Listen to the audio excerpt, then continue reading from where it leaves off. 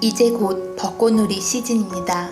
개나리, 진달래, 매화 등등 봄의 시작을 알리는 꽃은 여러 가지가 있지만 그 중에 앞거는 역시 벚꽃이라고 할 수 있죠. 흩날리는 꽃잎이 겨울 눈꽃의 향수를 불러일으키기 때문일까요? 우리나라에서 가장 아름다운 벚꽃길, 서울의 여의도와 군항제로 유명한 진해를 빼놓을 수가 없는데요. 여의도 꽃길은 국회의사당 뒷길, 진해 군항제는 이순신 장군을 추모하는 행사, 두 곳 모두 상징적 의미가 있는 곳입니다. 또한 여의도의 벚꽃길과 진해의 벚꽃길은 박정희 정부 시절 조성되었다는 공통점도 있습니다. 대한민국 근대화의 아버지이자 독재자로 우리 국민들에게 상반된 평가를 받는 박정희 대통령은 생전에 벚꽃을 매우 좋아했다고 하죠. 벚꽃을 소재로 글을 쓰기도 하고 벚꽃 심기에 적극적이었다고 합니다. 이와 상반되게 우리나라 초대 대통령인 이승만 대통령은 벚꽃을 매우 싫어했다고 합니다. 독립운동가 출신이었던 이승만 대통령 때문에 일본과 관련된 것들을 매우 싫어했다고 하죠. 그가 실제로 친일 청산을 했던가 하지 못했던가 그거와 별개로 말이에요. 벚꽃 또한 일본을 상징한다고 하여 재임 기간 동안 식수 예산을 배정하지 않았다고 합니다. 관리되지 않은 식수는 고사하기 마련. 이와 별개로 해방 이후 우리나라 국민들은 일본에 대한 분노를 벚나무에 풀었다고 합니다. 미워서 혹은 땔감으로 쓰려고. 그래서 해방 이후 일제가 심었던 벚나무는 싹 사라졌다고 하죠. 현재 우리가 감상하는 오래된 벚나무는 박정희 정권 이후에 다시 심어진 것이랍니다. 그런데 벚꽃이 일본의 나라꽃, 그러니까 일본 국화 맞나요? 그렇지는 않습니다. 일본인들이 가장 사랑하는 꽃이 벚꽃이기는 하지만 벚꽃은 일본 국화로 규정되어 있지는 않습니다. 일본 왕실을 상징하는 꽃 또한 벚꽃이 아닌 국화입니다.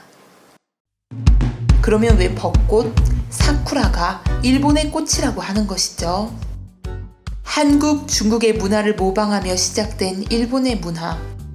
기원 후 9세기경에 이르러서야 일본은 고유의 정체성을 찾기 시작합니다. 이때 일본의 정체성의 상징으로 선택된 꽃이 바로 벚꽃.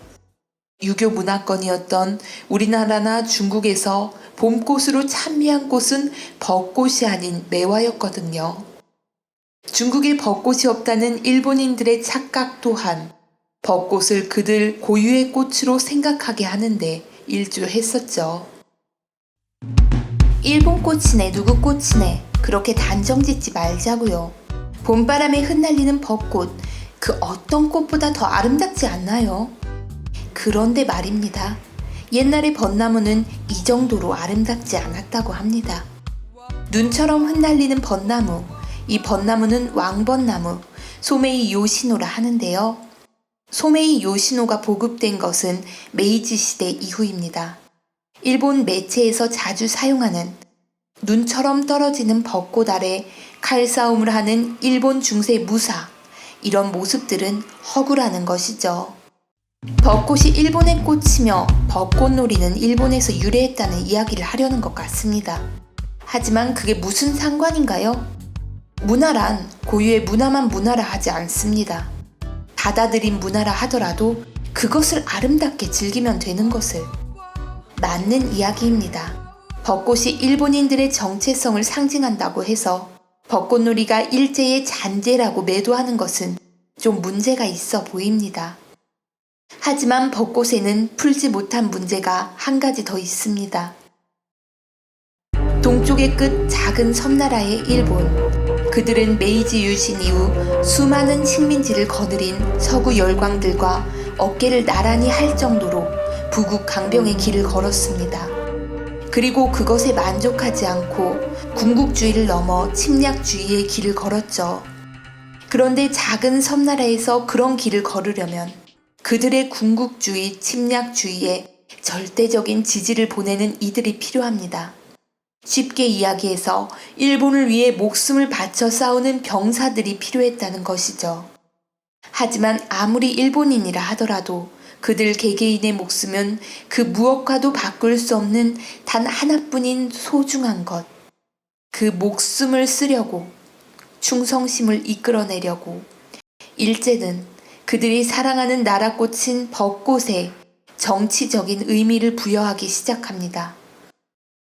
일본 제국주의의 신민들은 일본 천황을 위해 사쿠라처럼 떨어져라, 목숨을 바쳐 일본을 위해 싸우라고 독려한 것입니다. 떨어지는 벚꽃에 빗대어 전쟁과 죽음을 미화한 것입니다. 화려한 벚꽃의 이미지를 이용해 그들의 군국주의를 찬양한 것입니다. 그리고 이게 끝이 아닙니다. 일본 천황을 위해 싸우다 전사한 이들, 그들은 벚꽃으로 다시 환생한다고 합니다. 일본 천황이 참배하는 야스쿠니 신사의 벚꽃으로. 일본인들을 상징했던 봄의 소탈한 벚꽃, 그것은 일본 제국주의의 상징이 되었습니다. 그래서 일본인들은 한반도 곳곳에 벚꽃을 그리 많이 심었었나 봅니다. 서민들이 사는 길에도, 러일전쟁 승리의 격전지에도, 그리고 조선 왕실의 상징이었던 창경궁에도. 일제강점기 말, 친일파들은 조선 청년들에게 일제를 위해서 싸우라고 독려했었습니다. 그들의 선동 문구 또한 벚꽃이 들어갔었습니다. 일본 천황을 위해 사쿠라처럼 지라고 선동했었죠. 그래서 그렇게 미워했었나 봅니다. 일제에 점령당했던 그 원한, 어디 풀 길이 없어 일본인들의 꽃 벚꽃만 그렇게 미워했었나 봅니다. 그 분을 어디 풀 길이 없어 애꿎은 벚나무만 그리 베어냈었나 봅니다. 세월이 많이 흘렀습니다.